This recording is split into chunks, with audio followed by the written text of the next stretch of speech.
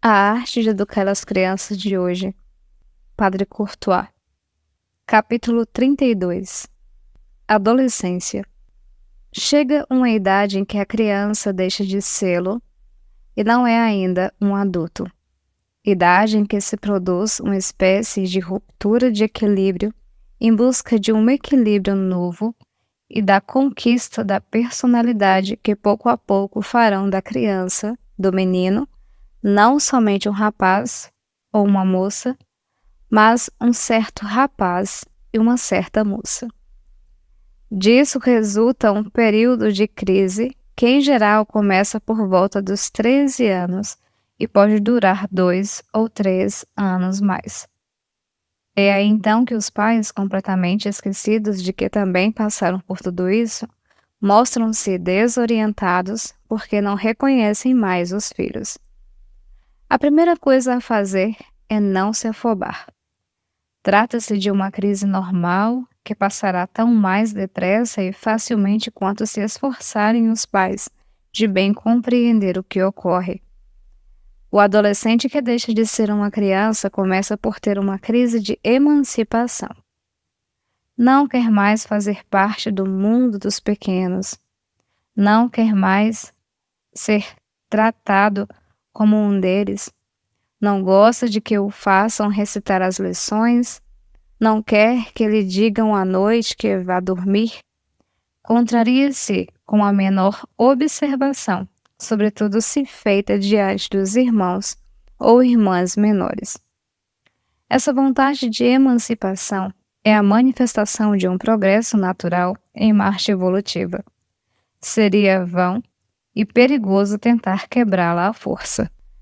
O que caracteriza a adolescência é uma transformação fisiológica para a qual é preciso que os pais previnam a tempo os filhos.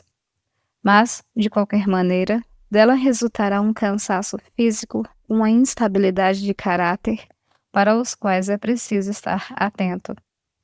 Não há razão para surpresa nesse período diante da instabilidade de humor, dos impulsos desarrazoados, da desigualdade no trabalho, das alternativas imprevistas entre a alegria ruidosa e a cara fechada. O adolescente tem a impressão de não ser completamente ele mesmo. Nem sempre compreende o que se passa no seu íntimo. Mais ou menos confusamente sente que a coisa vai mal, que é mais forte do que ele. Mas é raro que o aceite. Não aceitará de boa vontade censuras e observações que, em geral, só conduzirão a torná-lo convicto de que é o incompreendido. Os adolescentes procuram a miúde, tímida e desajeitadamente afirmar a sua personalidade nascente, opondo-se à tradição, ao conformismo, ao julgamento dos adultos. Tem raramente um pensamento pessoal refletido. A prova é que variam com muita facilidade a respeito do mesmo assunto com alguns dias de intervalo, mas estão instintivamente contra o que afirmaste. Nem sempre sabem também o que querem exatamente. Pelo menos, querem o que não quiserdes, e sobretudo o contrário do que desejareis. Além disso, são dotados nessa época de uma plasticidade artística e artesanal, bem como são capazes de se interessar, ao menos por pancadas, pelas atividades menos previstas, através das quais buscam interiormente orientação e operam a seleção dos seus gostos e aptidões. Nessa idade, impropriamente chamada ingrata, não lhes basta serem amados, não lhes bastam mesmo, o que muito desconcerta as mamães, os beijos, os carinhos, as manifestações de afeto familiar que vão de encontro à sua indiferença, se não hostilidade. O que os adolescentes querem não é apenas ser amados, é eles próprios amarem e escolherem suas amizades naturalmente fora de casa. Os adolescentes são capazes, ao mesmo tempo, de um egoísmo quase cínico em tudo o que concerne ao quadro familiar, e de um devotamento esplêndido lá fora aos pobres por um ideal por um movimento político ou religioso. É a época por excelência em que convém orientá-los, sem imposição, para um movimento de juventude. O devotamento com o qual se consagrarão a ele é talvez o que haja de melhor para ajudá-los a atravessar esse período de crise e a reencontrar o equilíbrio em melhores condições. Entregando-se, é que se equilibram. Para as meninas, é a idade das flamas, por um professor, por uma monitora de grupo. Se o objeto da flama é alguém que seja digno e equilibrado, não há motivo para inquietações. A coisa passará por si mesma.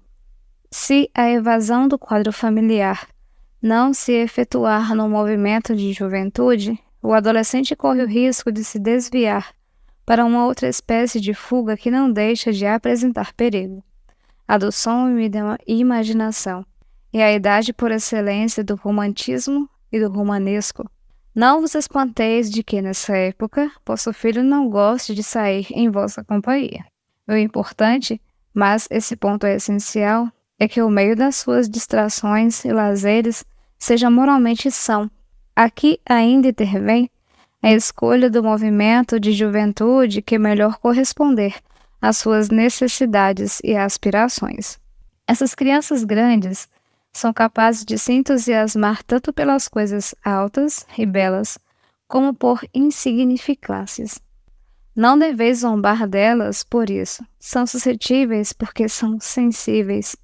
Não procureis adivinhar o que se passa na cabeça de uma adolescente. Eles se cercam das sombras, fecham-se em si mesmos cada vez mais. São muito ociosos de sua autonomia, de sua independência, suas personalidades se erguem. São, afinal, rapazinhos e mocinhas que não gostam de ser vigiados. Esta última palavra me faz lembrar a distinção um tanto sutil, mas, como quer que seja, bem fundada, que um dia se estabeleceu entre as duas traduções do mesmo termo grego episkopen, de onde se origina a palavra arcebispo. Um acompanha literalmente os elementos da composição do verbo grego e resulta em vigiar. A outra, que inverte, por assim dizer, a ordem dos fatores, dá zelar. Vê-se desde logo o matiz. Um pai não vigiará o filho crescido, que lhe inspira confiança, mas zelará por ele, a fim de que não faça tolices. Zelará para fazê-lo aproveitar todas as ocasiões de mostrar seus talentos e suas qualidades. Oferecei aos vossos filhos adolescentes a oportunidade de contribuir ativamente para as decisões comuns concernentes à casa. Será um meio de reduzir de forma razoável a tentação exagerada de fuga do ambiente familiar. A experiência mostra que os meninos crescidos, com voz de capítulo nos setores domésticos, alimentar, recreativo, radiofônico, etc., no seio da família, procuram um pouco menos do que os outros exercer a liberdade lá fora, sobretudo diante das manifestações de independência, de evasão, de oposição, demonstradas pelos vossos filhos ou filhas adolescentes. Nada de dramatizações. Não façais grandes cenas, nada de lágrimas nem de censuras, ainda menos de violências. Mais do que nunca nessa idade, deveis saber persuadir e não coagir. Quando quiserdes obter qualquer coisa, apelai para os móveis mais elevados. Sem vos apoiardes demasiado em motivos exclusivamente utilitários. A despeito das aparências, os adolescentes estão na idade dos idealismos desinteressados. E a idade também da poesia, quando se fazem versos a propósito de tudo. De um modo geral, evitai as zombarias, mostrai-vos compreensivos, e melhor ainda, fazei com que os vossos filhos sintam que são compreendidos por vós. Guardareis assim para com eles a autoridade moral de que tanto necessitam, sem o confessarem, e os ajudareis a canalizar para o bom senso as forças novas e magníficas que os encaminham para a idade adulta. Tranquilizai-vos. Esses anos difíceis passarão.